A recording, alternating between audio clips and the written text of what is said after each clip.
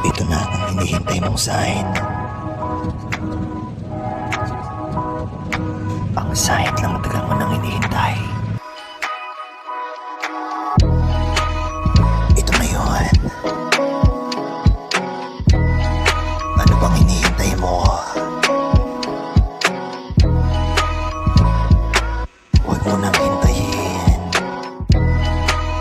Mawala ang sign. Ang tagal mo lang naghihintay. Patapos na ang video. Magdesisyon ka na.